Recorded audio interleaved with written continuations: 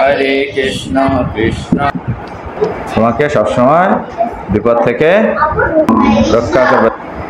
বংশকল্প তরুভ্যস্য কৃপা সিন্ধুভ্য এব চ পতিতানাং পাবনেভ্যো বৈষ্ণবেভ্যো নমো নমঃ। হরে কৃষ্ণ। এটা হচ্ছে কি বৈষ্ণব প্রণাম মন্ত্র। যখন এখানে গৃহে আসবা তখনই মাথা নত করে এই প্রণামটা বলতে হবে এবং নমস্কার জানাতে হবে, ঠিক আছে? এটাকে বলে বৈষ্ণবদের প্রণাম মন্ত্র। একজন বৈষ্ণব আর একজনকে দেখে এইভাবে প্রণাম করতে হয়। কি? বাঞ্ছাকল্প তরুভ্যস্য কৃপা সিন্ধুভ্য এব চ পতিতানাং পাবনেভ্যো বৈষ্ণবেভ্যো নমো নমঃ। সকলকে নববর্ষের শুভেচ্ছা রইল। কৃষ্ণ প্রীতি ও শুভেচ্ছা, শুধু শুভেচ্ছা না, কৃষ্ণ প্রীতি, কৃষ্ণময় প্রীতি, কৃষ্ণ শুভেচ্ছা। যেন এখন এটা কত বছর? 1431 সাল। যেন 1431 সালটা তোমাদের জীবনটা সুন্দর হয়, মঙ্গলময় হয় এবং কৃষ্ণ ভক্তি যেন বৃদ্ধি পায়, আমরা সেই প্রার্থনা করি। কার কাছে? জগন্নাথের কাছে, জগতের নাথ। আজকে আমাদের গীতা পাঠের শুরুতেই তোমাদের জন্য একটি বিশেষ উপহার রয়েছে। সেই বিশেষ উপহার হচ্ছে কি, যে আমরা তোমাদের সকলকে যে ভগবান জগন্নাথের যে পুরী থেকে তোমাদের জন্য লকেট এনেছি আর এই হাতের এই বন্ধনী এনেছি, ঠিক আছে? এটা হচ্ছে তোমাদের জন্য আশীর্বাদ, সুরক্ষা, তোমাদেরকে সব সময় রক্ষা করবে এবং তোমরা যেন কৃষ্ণ ভক্তিতে এগিয়ে যেতে পারো, সব সময় তোমাদেরকে সে স্মরণ করে যাবে। তার প্রথমে দিক থেকে কি নাম জানো? অঙ্কন। হরে কৃষ্ণ। এটা তোমাদের সৌভাগ্য যে কোথা থেকে নিয়ে এসেছি? পুরী থেকে, সুদূর পুরী থেকে। আসো। হরে কৃষ্ণ।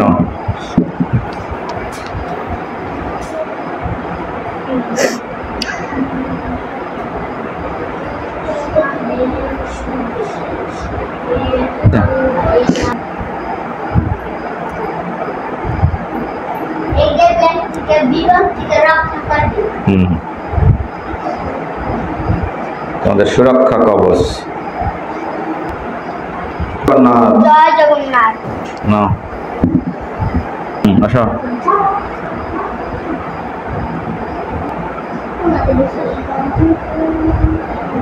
বাড়িতে গিয়ে এখানে যে দুইটা গুণে আছে দেখবা, লকেটের একটা সাথে আর পিছনে, এই দুইটা শক্ত করে দিতে বলবো মা বাবাকে। একটু চাপ দিয়া যাও, ধরো।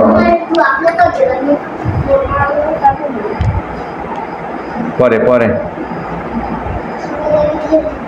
এটা হচ্ছে সুরক্ষা কবচ, ঠিক আছে? তোমাকে সবসময়। কোথায় গেছে? বাজারে। বলো সবাই জয় জগন্নাথ, জয় জগন্নাথ। বলিয়ে জগন্নাথ কি জয়, বলিয়ে জগন্নাথ কি, বলিয়ে সুভদ্রা মহারানী কি, বলিয়ে বলরাম কি, বলিয়ে জগন্নাথ কি, বলিয়ে পুরী ধাম কি, বলিয়ে জগন্নাথপুরী কি। হরে কৃষ্ণ।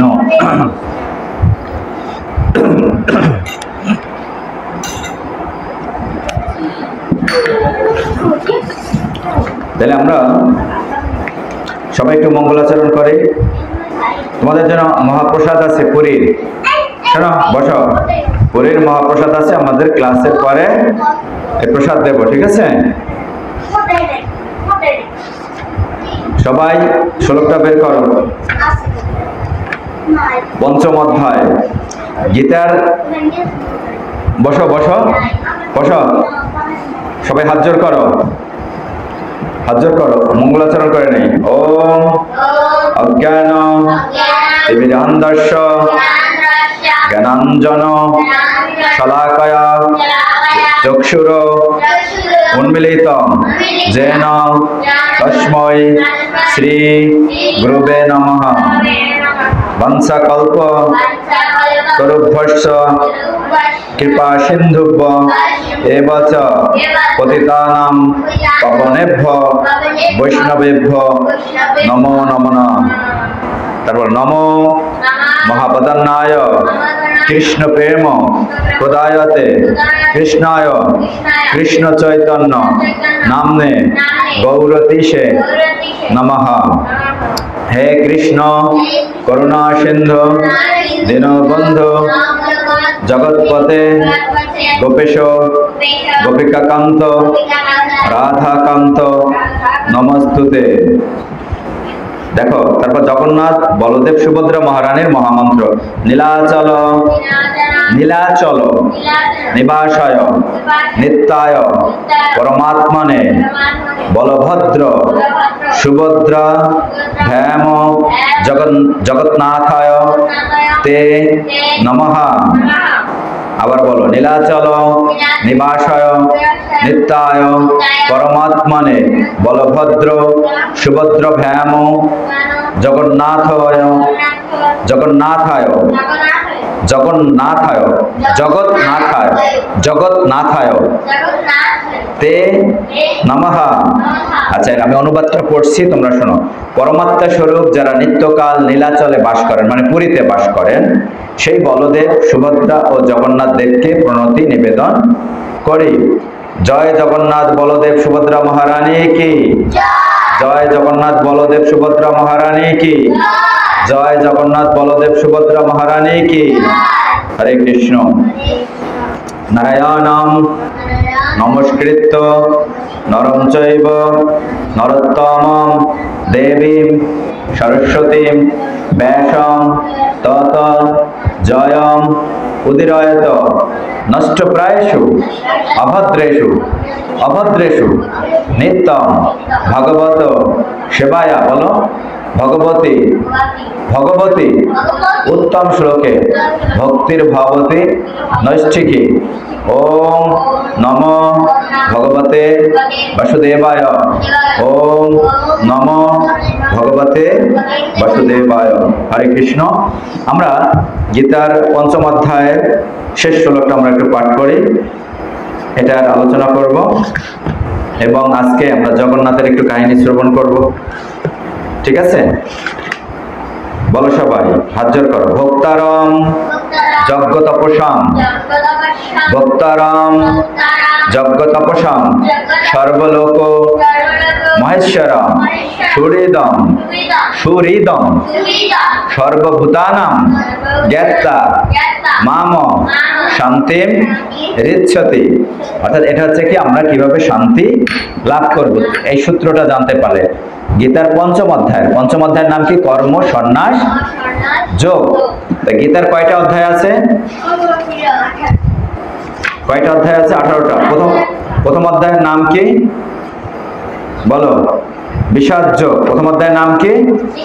বিষাদ যোগ। ঠিক আছে, অধ্যায়ের নামগুলো আমরা একটু পড়ি। প্রথম বলো বিষাদ যোগ, দ্বিতীয় অধ্যায় সাংখ্য যোগ, তৃতীয় অধ্যায় কর্মযোগ, বলো আমার সাথে কর্মযোগ, চতুর্থ অধ্যায় জ্ঞান যোগ, পঞ্চম অধ্যায় কর্ম সন্ন্যাস যোগ, কর্ম সন্ন্যাস যোগ, ষষ্ঠ অধ্যায় ধ্যান যোগ, ষষ্ঠ অধ্যায় ধ্যান যোগ, সপ্তম অধ্যায় বিজ্ঞান যোগ, অষ্টম অধ্যায় অক্ষর ব্রহ্মযোগ, নবম অধ্যায় রাজবিদ্যা রাজগুজ্জ যোগ, দশম অধ্যায় বিভূতি যোগ, দশম অধ্যায় বিভূতি যোগ, একাদশ অধ্যায় বিশ্বরূপ দর্শন যোগ, দ্বাদশ অধ্যায় ভক্তি যোগ। হাত নামাই এদিকে বললেই হবে, হাত নামাও, অসুবিধা নেই, মনোযোগ দিয়ে পড়ো। একাদশ অধ্যায় বিশ্বরূপ দর্শন যোগ, দ্বাদশ অধ্যায় ভক্তি যোগ, ত্রয়োদশ অধ্যায় মানে 13তম অধ্যায় প্রকৃতি পুরুষ বিবেক যোগ, প্রকৃতি পুরুষ বিবেক যোগ, চতুর্দশ অধ্যায় মানে 14তম অধ্যায় গুণত্রয় বিভাগ যোগ, গুণত্রয় বিভাগ যোগ, পুরুষোত্তম যোগ। 15তম অধ্যায়ের নাম কি? পুরুষোত্তম যোগ, পুরুষোত্তম যোগ। 16তম অধ্যায় দৈবাসুর সম্পদ বিভাগ যোগ, বলো দৈবাসুর দৈবাসুর দৈবাসুর সম্পদ বিভাগ যোগ। 17তম অধ্যায় শ্রদ্ধাত্রয় শ্রদ্ধাত্রয় শ্রদ্ধাত্রয় ত্রয় ত্রয় বিভাজ্য 18তম অধ্যায় মোক্ষ যোগ। মিষ্টি কোথায়, মন কোথায় তোমার দাদু?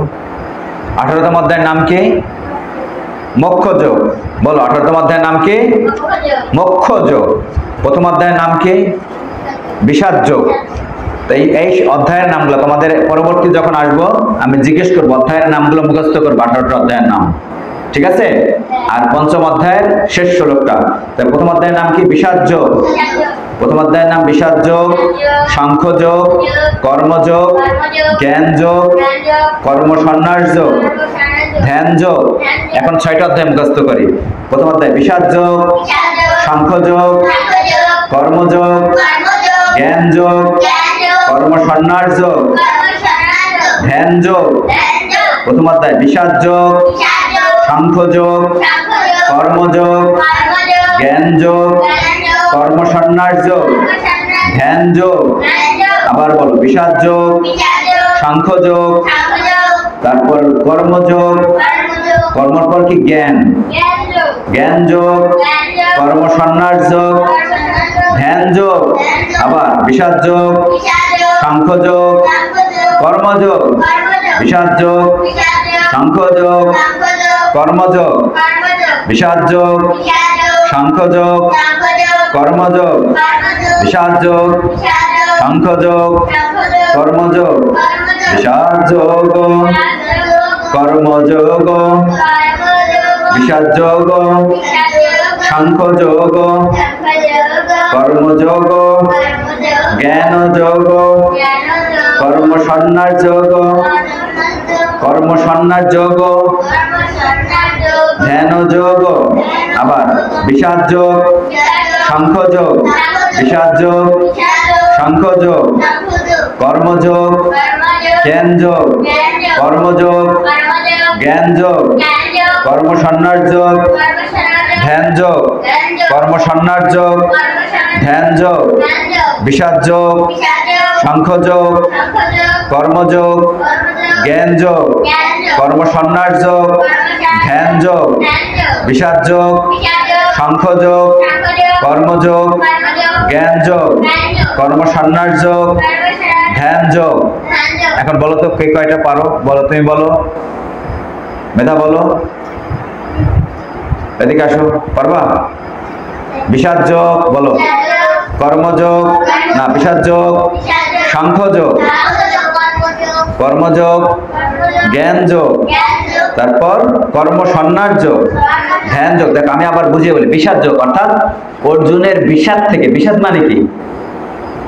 দুঃখ। অর্জুনের দুঃখ থেকে এই গীতা শুরু হয়েছে, ঠিক আছে? অর্থাৎ জীবনে প্রতিষ্ঠা পেতে হলে আমাদের দুঃখ পেতে হয়, দুঃখ পেলেই আমরা কিছু সৃষ্টি করতে পারি। তাই দুঃখ থেকে কিন্তু সৃষ্টি হয়েছে গীতার জ্ঞান আমরা পেয়েছি। ভগবান শ্রীকৃষ্ণ অর্জুনকে এই জ্ঞান প্রদান করেছিল, তাই না? কে কাকে জ্ঞান প্রদান করেছিল? ভগবান শ্রীকৃষ্ণ অর্জুনকে। তাই বিষাদ যোগ মানে সে যুদ্ধ করতে চাইনি, যে আমি যুদ্ধ করব না, আমার সম্মুখে কারা আছে? আমার দাদু আছে, আমাদের কাকাতো ভাই বোনরা আছে, আত্মীয় স্বজন আছে, তাই এদের বিরুদ্ধে আমি যুদ্ধ করব না। তাই যুদ্ধ যদি জয় করি তাদের রক্ত মাখায় সম্পদ আমি গ্রহণ করব না। তাই এটাকে বলা হয় কি? বিষাদ যোগ। তারপর বলছে অর্জুন তাকে বলছে, দ্বিতীয় অধ্যায় কি?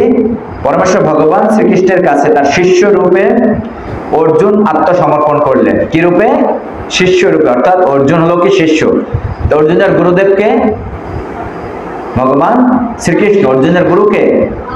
ভগবান শ্রীকৃষ্ণ, তাই না? সেই শ্রীকৃষ্ণ আমাদের মাঝে পরমাত্মা রূপে আছে। আর এখানে কলিযুগে কি? পুরীতে জগন্নাথ রূপে তিনি বিরাজমান। জগন্নাথ, তার বড় ভাইকে বলরাম, বলদেব, আর কে? বোন সুভদ্রা দেবী, ঠিক আছে? জগন্নাথ, বলদেব, সুভদ্রা দেবী। ভগবানের কৃপায় সেখানে যাওয়ার সুযোগ হয়েছিল এবং ভগবানকে দর্শন পেয়েছি ভগবানের। তাই দ্বিতীয় অধ্যায় সাংখ্যযোগ। সাংখ্যযোগ মানে কি? আমি কে, আমার পরিচয়টা কি? আমাদের পরিচয় কি বলো তো? তোমার পরিচয় কি বলো, কে বলতে পারবে?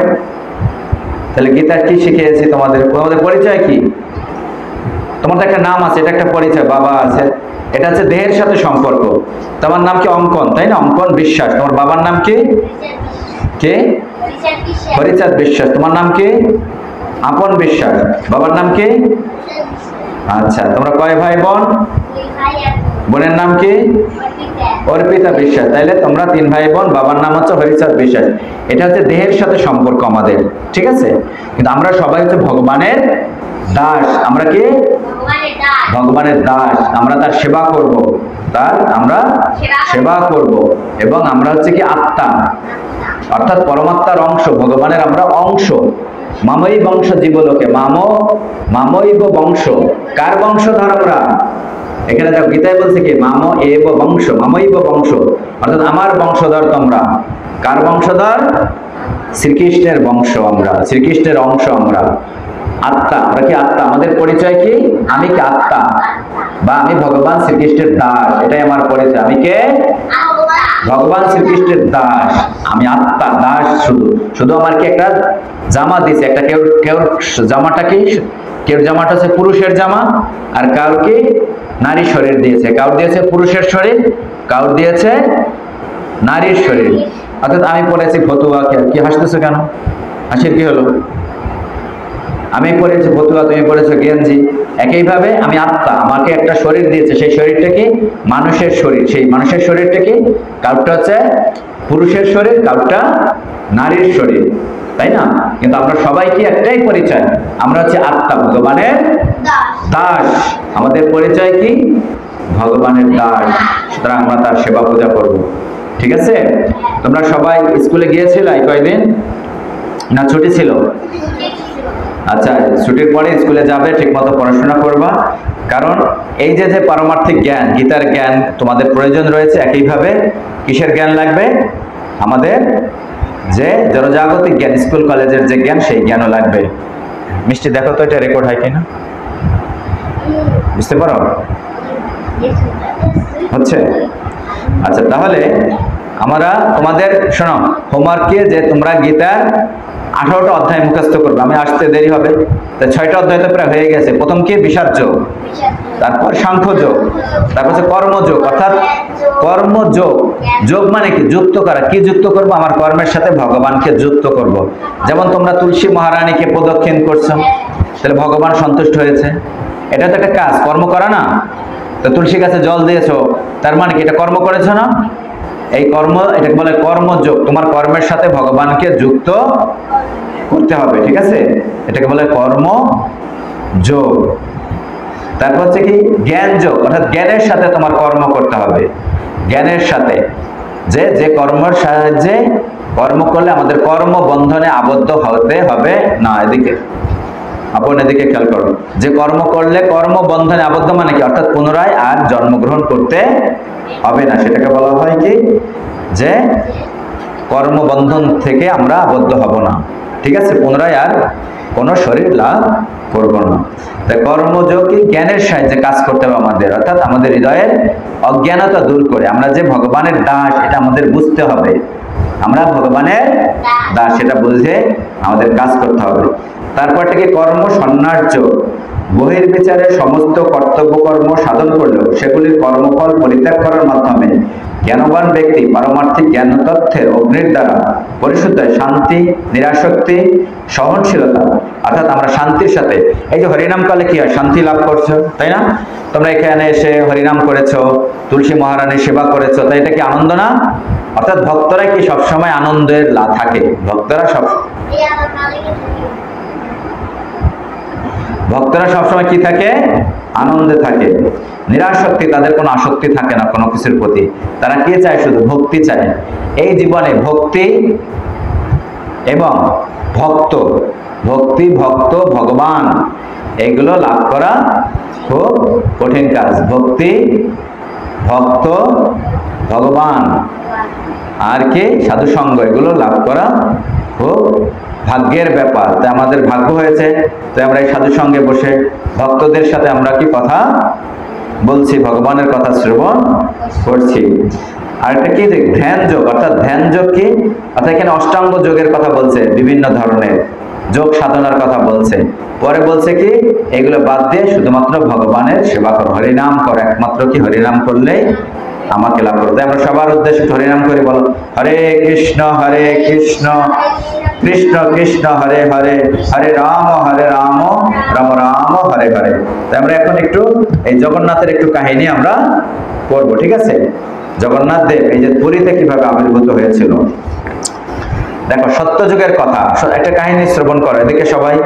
সত্যযুগে মালব দেশে অবন্তী নগরে, কোন নগর? অবন্তী নগরে শ্রী ইন্দ্রদুম্ন নামে বিষ্ণু ভক্ত এক রাজা ছিলেন। তোমাদের আরেকটা জিনিস বলি, এখন গরমকালে কি ফল পাওয়া যাবে? কাঁঠাল ফল পাওয়া যায় না? এই কাঁঠাল ফল জগন্নাথের অত্যন্ত প্রিয়। কিন্তু এই কাঁঠাল ফল যখন প্রথম কাঁঠাল তোমরা বাড়িতে কিনে আনবে, কাঁঠাল কাকে দেবা প্রথমে? মনে থাকে যেন, কাকে দেবা? জগন্নাথকে অফার করবা।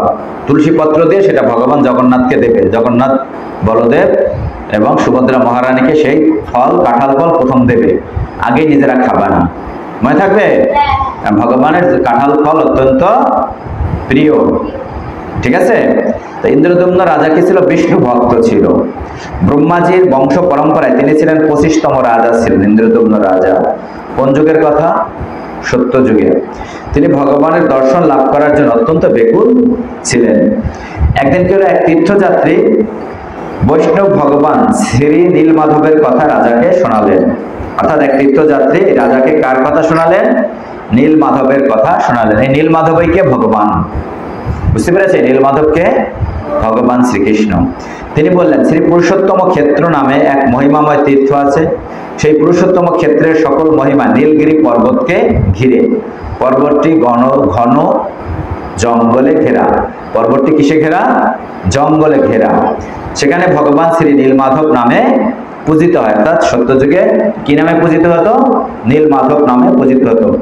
এমনকি নীলমাধবকে দেবতারাও পূজা করে থাকেন। তিনি আরো বলেন, মহারাজ, আপনি পরম বিষ্ণু ভক্ত, আপনি সবসময় প্রীতি ও ভক্তি সহকারে তার সেবা করেছেন। শোনো, সেই রাজা কি সবসময় ভগবান বিষ্ণুর সেবা করছে, কিন্তু সেই তীর্থযাত্রী বলল কি তিনি এখন নীলমাধব রূপে পূজিত হচ্ছেন। কোথায়? পুরুষোত্তম ক্ষেত্রে। আপনি সবসময় প্রীতি ও ভক্তি সহকারে তার সেবা করছেন। আপনি পুরুষোত্তম ক্ষেত্রে যাত্রা করুন, সেখানে গিয়ে তার আরাধনা করুন। কি হলো? এই অদ্ভুত বিষয়ে জেনে রাজা অত্যন্ত আশ্চর্য হলেন। তিনি, ব্যাপারটা কি? গীতা নিয়ে ঠেলাঠেলি করছো কেন? তিনি রাজ পুরোহিত বিদ্যাপতিকে নীলমাধবের খোঁজে পাঠালেন। অর্থাৎ তাদের যে পুরোহিত ছিল, রাজা অর্থাৎ ব্রাহ্মণ ছিল, তাকে কি করলো? এই নীলমাধবের খোঁজে পাঠানো হলো। বিদ্যাপতি নীলমাধবের খোঁজে বহু স্থান তিনি ভ্রমণ করলো, কিন্তু তিনি কোথাও নীলমাধবের খোঁজ না পেয়ে হতাশ হলেন। এভাবে তিনি নীলমাধবকে খুঁজতে খুঁজতে শবর দ্বীপক নামক স্থানে এসে পৌঁছালেন। কোথায় পৌঁছাইলো? শবর দ্বীপক নামক এক স্থানে পৌঁছালো। সেখানে তিনি বিশ্বা বসু নামে এক শবরের গৃহে আশ্রয় গ্রহণ করলেন। একটা সুন্দর একটা ছবি দেখো, এই যে এই হচ্ছে শবর, এর গৃহে আশ্রয় গ্রহণ করলো। এর একটি কন্যা ছিল, সেই কন্যার নাম কি? ললিতা। বিশ্বা বসু, সেখানে তিনি বিশ্বা বসু নামে এক শবরের গৃহে আশ্রয় গ্রহণ করলেন। বিশ্বা বসু তার কন্যা ললিতাকে অতিথি ব্রাহ্মণের সেবা করতে বললেন। বিশ্বা বসু কি বলল?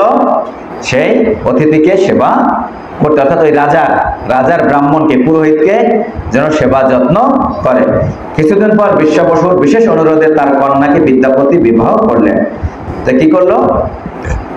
ওই তার কন্যাকে, কার? ওই শবরের কন্যাকে সে ওই ব্রাহ্মণ বিয়ে করলো, ঠিক আছে?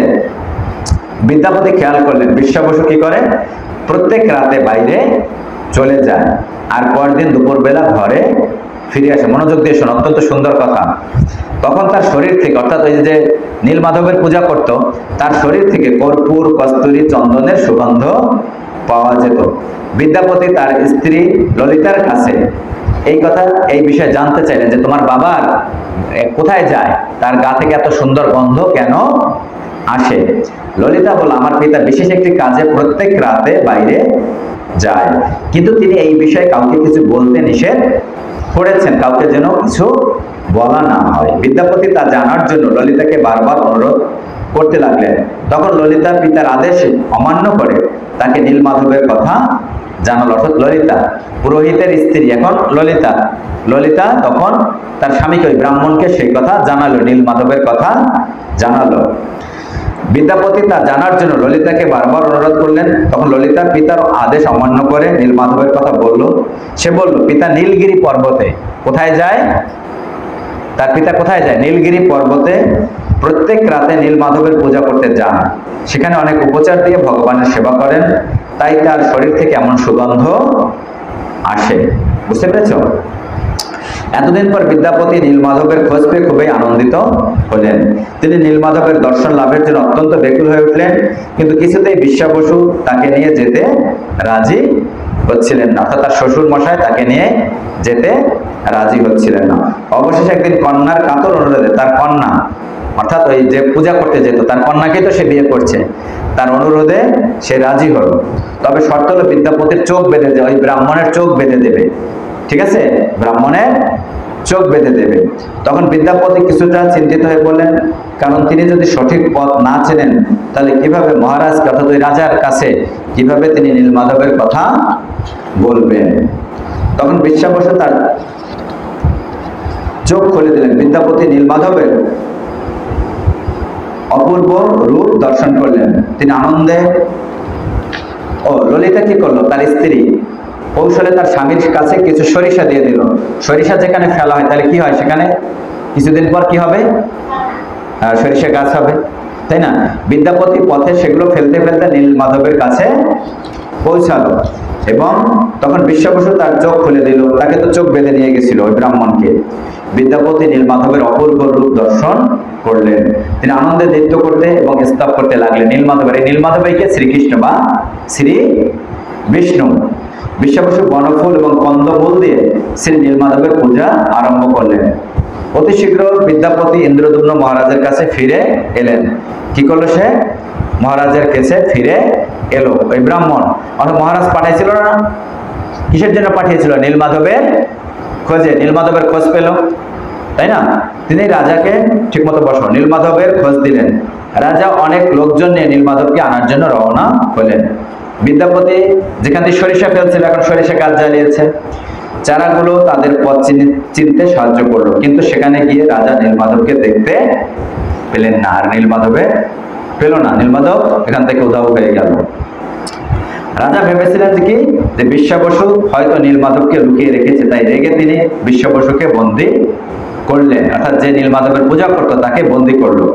তখন রাজার প্রতি আকাশবাণী হলো, আকাশ থেকে বাণী হলো, বিশ্বা বসুকে ছেড়ে দাও, নীলমাধব রূপে তুমি আর আমার দর্শন পাবেন। আকাশ থেকে বলল যে তুমি বিশ্বা বসুকে ছেড়ে দাও, তুমি আর নীলমাধব রূপে আমাকে আর দর্শন পাবে না। রাজা নীলমাধবকে দর্শন না পেয়ে আহার নিদ্রা ত্যাগ করলো, অর্থাৎ সমস্ত খাবার দাওয়া ছেড়ে দিল। এমনকি তিনি প্রাণ ত্যাগ করার প্রতিজ্ঞা করলেন। নীলমাধব স্বপ্নে তাকে বললেন, নীলমাধব মানে ভগবান শ্রীকৃষ্ণ তাকে স্বপ্ন দেখালো। রাজাকে কি স্বপ্ন দেখাইলো? তুমি চিন্তা করো না, সমুদ্রের তীরে বাঙ্কি মোহন নামক স্থানে দারু ব্রহ্ম অর্থাৎ একটি কাঠের টুকরা ভেসে আসবে। ভাসতে ভাসতে আমি উপস্থিত, অর্থাৎ কাঠের টুকরা রূপে, দেখো কাঠের টুকরা রূপে আমি ভাসতে ভাসতে উপস্থিত হব। আদেশ মতো রাজা দলবল নিয়ে সেখানে গিয়ে শঙ্খ চক্র গদা পদ্ম খচিত, অর্থাৎ সেই কাঠের টুকরা কি শঙ্খ আছে, শঙ্খের চিহ্ন, তারপর চক্রের চিহ্ন, গদার চিহ্ন, পদ্মের চিহ্ন রয়েছিল কাঠে। ঠিক আছে, দারু ব্রহ্মকে ভেসে আসতে দেখলেন। রাজা অনেকগুলো শক্তিশালী লোক এবং হাতি দিয়েও সেই দারু ব্রহ্মকে জল থেকে তুলতে পারলো না, অর্থাৎ সেই কাঠ খণ্ডকে রাজা কোনোভাবে তুলতে পারলো না। বুঝতে পেরেছ কেন পারলো না? তখন নীলমাধব রাজাকে আদেশ করলেন। নীলমাধব আবার তাকে আকাশবাণী করলো বা রাজাকে বলল কি, আমার সেবক, নীলমাধবের সেবক কে ছিল বলতো? নাম কি ছিল? বিশ্বা বসু, তার শ্বশুর। নীলমাধবের সেবক কে ছিল? তার শ্বশুর বিশ্বা বসু। আমার সেবক বিশ্বা বসুকে এখানে নিয়ে এসো, একটি সোনার রথ দিয়ে এই দারু ব্রহ্মকে জল থেকে তোলো। নীলাদ্রির উপর তুমি একটি মন্দির তৈরি করো। এখন যেখানে আমি পুরীতে গিয়ে জগন্নাথকে দর্শন করেছি, সেখানে এখন সেই নীলমাধব মানে জগন্নাথ রূপে পূজিত হচ্ছে। সেখানে আমি শ্রী জগন্নাথ রূপে তোমার সেবা গ্রহণ করব। অর্থাৎ আমি কি রূপে সেবা গ্রহণ করব? জগন্নাথ রূপে সেবা গ্রহণ করব। রাজা সেই দারু ব্রহ্ম থেকে বিগ্রহ তৈরি করার জন্য অনেক দক্ষ শিল্পী নিয়ে এলো। এই যে দেখো, এই দারু ব্রহ্ম থেকে, এদিকে দেখো, যে অনেক শিল্পী নিয়ে আসলো সেটা থেকে যে জগন্নাথকে তৈরি করবে, কিন্তু তারা সকলেই ব্যর্থ হলো, কেউ পারল না। ঠিক আছে, অবশেষে জগন্নাথ নিজেই, অর্থাৎ সে ভগবান শ্রীকৃষ্ণই কি রূপে? জগন্নাথ রূপে। যে জগন্নাথ রূপে নিজেই এক বৃদ্ধ শিল্পীর বেশ ধরে আসলো, যে এক বৃদ্ধ শিল্পীর বেশ ধরে আসলো। তিনি বিগ্রহ তৈরি করবেন, তবে শর্ত দিলেন, তিনি দরজা বন্ধ করে 21 দিনে বিগ্রহ তৈরি করবেন। কত দিনে? এই জগন্নাথকে কত দিনে তৈরি করবে? জগন্নাথ, বলদেব, সুভদ্রা থেকে 21 দিনে। তবে 21 দিনে দরজা বন্ধ থাকবে, কেউ ঘরে ঢুকতে পারবে না। তার আগে কিছুতেই রাজা দরজা খুলতে পারবেন না। এরূপে শিল্পী দরজা বন্ধ করে বিগ্রহ নির্মাণ আরম্ভ করলেন। রাজা নিয়মিত ভেতর থেকে টুকটাক শব্দ শুনতে পেলেন, রাজা বাইরে থেকে শব্দ শুনতে পেল, বুঝতে পেরেছ? কিন্তু 2 সপ্তাহ পর, মানে 14 দিন পর ঘর থেকে আর কোনো শব্দ এলো না। ঠিক আছে, রানী অর্থাৎ রাজার স্ত্রী, অর্থাৎ রাজার স্ত্রী নাম কি? গুন্ডিচা দেবী। রাজার স্ত্রী অত্যন্ত চিন্তিত হয়ে পড়লেন। মন্ত্রীর নিষেধ সত্ত্বেও রানীর কথায় রাজা মন্দিরের দরজা খুললেন।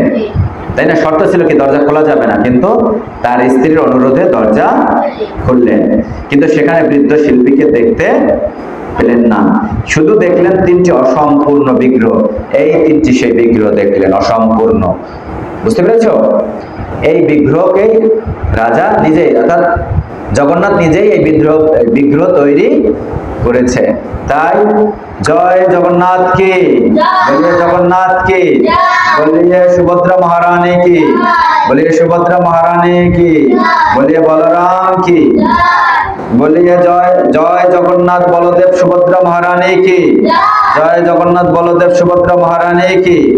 নীলাচল নিবাসায়, বলো নীলাচল নিবাসায়, নীলাচল নিবাসায় নিত্যায় পরমাত্মনে, পরমাত্মনে বলভদ্র সুভদ্র ভ্যাম জগন্নাথায়, জগন্নাথায় তে নমঃ। তারপর সে অসম্পূর্ণ বিগ্রহ দেখলো। রাজা চিন্তা করলেন, শর্ত ভঙ্গ করার ভগবান নিজেকে এভাবে প্রকাশ করলেন, যে শর্ত ভঙ্গ করে ঢুকেছে, তাই রাজা নিজেকে কে প্রাণ ত্যাগ করতে চাইল। কারণ 21 দিন তো এখনো হয়নি, সম্পূর্ণ বিগ্রহ তৈরি হয়নি, তাই তিনি প্রাণ ত্যাগ করতে চাইলেন। স্বপ্নে শ্রী জগন্নাথ দেবকে রাজাকে জানালেন। ইন্দ্রদম্ন স্বপ্নে আবার রাজাকে দেখাইল যে, ইন্দ্রদম্ন তুমি দুঃখ করো না, আমার এই রূপ নিত্য, এই রূপে আমি পূজিত হব নিত্য, অর্থাৎ এই রূপে আমি বিরাজমান, আমি এই রূপে শ্রী পুরুষোত্তম নামে নীলাচলে সবসময় অবস্থান করছি। শ্রী জগন্নাথের আদেশ পেয়ে রাজা খুশি মনে মন্দির তৈরি করে বিগ্রহগণের প্রতিষ্ঠা করার ব্যবস্থা। এই যে সেই মন্দির, এই যে যেখানে আমি গিয়েছিলাম, মন্দির তৈরি করে বিগ্রহগণকে প্রতিষ্ঠা করার ব্যবস্থা করলেন। স্বয়ং ব্রহ্মা এই মহোৎসবের পৌরোহিত্য করলেন। ব্রহ্মা এসেছিল সেই মন্দির উদ্বোধনের দিনে, বুঝতে পেরেছ? অন্যান্য দেবতারাও এতে অংশগ্রহণ করেছিল। তখন থেকে জগন্নাথ, বলদেব, সুভদ্রা মহারানী দারু ব্রহ্মরূপে পুরীতে সমুদ্র তীরে শ্রী মন্দিরে অবস্থান করছেন। তাই তোমাদের যদি কোনোদিন সুযোগ আসে, আজকে আমি বলে গেলাম, যদি কোনোদিন শোনাদিক, যদি কোনোদিন তোমাদের সুযোগ আসে, তাহলে পুরীতে গিয়ে জগন্নাথকে অবশ্যই দর্শন করবে। ঠিক আছে? যদি জীবনে কখনো সুযোগ আসে পুরীতে যাবার, অবশ্যই এই জগন্নাথ, বলদেব, সুভদ্রা মহারানীকে দর্শন করবে। আর যদি বৃন্দাবনে যেতে পারো, অবশ্যই সেখানে যাবে জীবনে, অর্থাৎ জীবনে প্রতিজ্ঞা করবে আজকে থেকে যে আমি যেন বৃন্দাবনে, পুরীতে যেতে, কারণ বৃন্দাবনে ভগবান শ্রীকৃষ্ণ জন্মগ্রহণ করেছিল, সেই আবার জগন্নাথ রূপে কোথায়? পুরীতে অবস্থান করছে। ঠিক আছে? তাই আজকে থেকে প্রতিজ্ঞা করবা যে আমি যেন কোথায় যেতে পারি? বৃন্দাবনে যেতে পারি, আমি যেন পুরীতে যেতে পারি, আমি যেন মায়াপুরে যেতে পারি। তাই আজকে থেকেই তোমরা টাকা সঞ্চয় করবা। বুঝতে পেরেছ? অনেক টাকা পাও, অনেক সময় বাবা মা টাকা দেয় টিফিন খেতে, তাই না? মেলায় টাকা দেয়, টাকা এটা ব্যাংক কিনবা, সেই ব্যাংকে আজকে থেকে টাকা সঞ্চয় করার চেষ্টা করবো। কোথায় যাবা সেই টাকা দিয়ে? ভগবান শ্রীকৃষ্ণের যেখানে জন্ম হয়েছিল সেই প্রতিজ্ঞা করবো আজকে থেকে যে আমাকে ভগবান জন্মগ্রহণ যেখানে করছে, এই মনুষ্য জীবনে আমি আর যেতে পারবো কি জানি না, একবার যেন আমি সেই কোথায়? বৃন্দাবন ধামে যেতে পারি। বলো বলিয়ে বৃন্দাবন ধাম কি, বলিয়ে বৃন্দাবন ধাম কি, বলিয়ে ভক্ত বৎসল ভগবান শ্রীকৃষ্ণ কি, বলিয়ে ভক্ত বৎসল ভগবান শ্রীকৃষ্ণ কি। তাই আমরা যেন একবার হলে এই মনুষ্য জীবন, অর্থাৎ কুকুর বিড়াল হলে তারা তো এই সমস্ত কথা জানতে পারবে, এত সুন্দর কথা শুনতে পারবে, বুঝতে পারবে না? তাই মনুষ্য জীবন পেয়েছো, একবার হলেও যেন বৃন্দাবনে যেতে পারো, পুরীতে যেতে পারো। তার জন্য আজকে থেকে সেই বাসনা, সেই স্বপ্ন জাগ্রত করো। কারণ ইচ্ছা থাকলে মানুষের ইচ্ছা থাকলে সবকিছুই হয়, সবকিছুই পারে। ঠিক আছে, মানুষের ইচ্ছাটাকে জাগ্রত করতে হবে। ঠিক আছে, তার জন্য কি করতে হবে?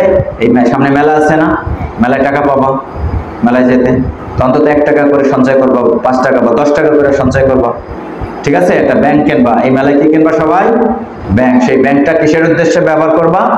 খাবার জন্য না, টাকা দিয়ে জামা কাপড় কেনার জন্য না, খেলনা কেনার জন্য না। কিসের জন্য? জীবনে যখন বড় হবা, প্রতিষ্ঠিত হবা, যেন তুমি কোথায় যেতে পারো? বৃন্দাবনে। ইসকন থেকে ট্যুরে নিয়ে যায় বৃন্দাবনে, তীর্থক্ষেত্রে। ঠিক আছে, তোমরা যেন সেখানে যেতে পারো যেখানে ভগবানের জন্ম হয়েছে। ঠিক আছে, লীলা করেছে। সেই বাসনাটা, সেই ইচ্ছাটাকে জাগ্রত করতে হবে। যে তুমি যদি একটা গাছ লাগাও, বীজ লাগাও, তাহলে কি হবে? তাহলে তো ফল দেবে। তুমি গাছ না লাগালে তো ফলের আশা করতে পারো না। তাই তোমার বাসনা থাকতে হবে যে আমাকে বৃন্দাবনে যেতে হবে। তাহলে তোমার ভক্তিকে জাগ্রত হবে, ভক্তি আরো পুষ্ট হবে। ঠিক আছে, তোমার ভক্তি পুষ্ট হবে, পুষ্টি লাভ করবে। অর্থাৎ একটাই যে গাছে জল দিয়েছে, পুষ্টি পেয়েছে না? তা তোমার পুষ্টি কিসে? হরিনামে। তোমার পুষ্টি কিসে? শ্রবণে। আমাদের কয়টা কান দিয়েছে? 2টা। আর মুখ দিয়েছে কয়টা? 1টা। তাইলে কান বেশি না? তাই কান দিয়ে কি করতে হবে? বেশি শুনতে হবে। কি শুনতে হবে? শ্রীকৃষ্ণের কথা, শ্রীকৃষ্ণের লীলা কথা। তাই আজকে শুনছো না শ্রীকৃষ্ণের লীলা কথা? এই যে জগন্নাথ, বলদেব, সুভদ্রা মহারানীর কথা শ্রবণ করেছে, ভালো লেগেছে না? কিভাবে তারা এই রূপে প্রতিষ্ঠা পেয়েছে। ঠিক আছে, তাই জগন্নাথ তাইলে কান দিছে 2টা, তার মানে বেশি 2:1, মুখ 1টা। অর্থাৎ কান দিয়ে বেশি শ্রবণ করব। কি শ্রবণ করব? এই ভগবানের কথা শ্রবণ করবার, কথা কম বলবার, যা বলবো সেটা কি ভগবানের কথাই বলতে হবে। ঠিক আছে, আর সবার সাথে ভালো ব্যবহার করতে হবে। বুঝতে পেরেছো? সবার সাথে সত্য সবার সাথে আমাদের ভালো ব্যবহার করতে হবে, তাই না? তাই তোমাদের হোমওয়ার্ক রইল কি, যে গীতার কয়টা অধ্যায় মুখস্থ করবা? 18টা অধ্যায়ের নাম আর 5ম অধ্যায়ের শেষ শ্লোকটা। ঠিক আছে, আচ্ছা সবাই বলো, হাত জোর করো, ঠিক মতো বসো। এটা কিভাবে বসে? এটা তো সদাচার না। বলো, গঙ্গা, গীতা, চ সাবিত্রী, সীতা সত্তা, পতিব্রতা, ব্রহ্মাবলী, ব্রহ্মবিদ্যা, ত্রিসন্ধ্যা, মুক্তিগেহিনী, অর্ধমাত্রা, চিদানন্দা, ভবগ্নি, ভ্রান্তিনাশিনী, বেদত্রয়ী, পরানন্দা, তথার্থ জ্ঞানমঞ্জরি, ওম যদক্ষরম পরিভ্রষ্টম মাত্রহীনঞ্চ যদ্ভাবেৎ পূর্ণং ভবতু তৎসর্বং তৎপ্রসাদত সুরেশ্বর। হে শ্রীকৃষ্ণ, আপনি বাসুদেব, শঙ্কর্ষণ, প্রদ্যুম্ন ও অনিরুদ্ধ, আপনাকে মনের দ্বারা নমস্কার ও ধ্যান করি। ওম সর্বেষাং মঙ্গলম ভুয়াৎ, সর্বে সন্তু নিরাময়া, সর্বে ভদ্রাণি পশ্যন্তু, মা কশ্চিৎ দুঃখ ভাগ ভবেৎ। ওম শান্তি, ওম শান্তি, ওম শান্তি। হরে কৃষ্ণ। আমরা একটু হরিনাম করি, বলো আমার সাথে সাথে। হরে কৃষ্ণ, আমরা একটু বন্ধ করে দেই। হরে কৃষ্ণ, হরে কৃষ্ণ, কৃষ্ণ কৃষ্ণ, হাততালি দে। হরে হরে কৃষ্ণ, আমার সাথে সাথে আবার হরে কৃষ্ণ, হরে কৃষ্ণ, কৃষ্ণ। হাততালি হয় না, তাল ছন্দ কেটে যায়, তা হাততালি দেওয়া লাগবে না। হরে কৃষ্ণ, হরে কৃষ্ণ, কৃষ্ণ কৃষ্ণ, হরে হরে, হরে রাম, হরে রাম, রাম রাম, হরে হরে, হরে কৃষ্ণ কৃষ্ণ কৃষ্ণ হরে হরে হরে রাম রাম রাম হরে হরে হরে কৃষ্ণ কৃষ্ণ কৃষ্ণ হরে হরে হরে রাম রাম রাম হরে হরে হরে কৃষ্ণ।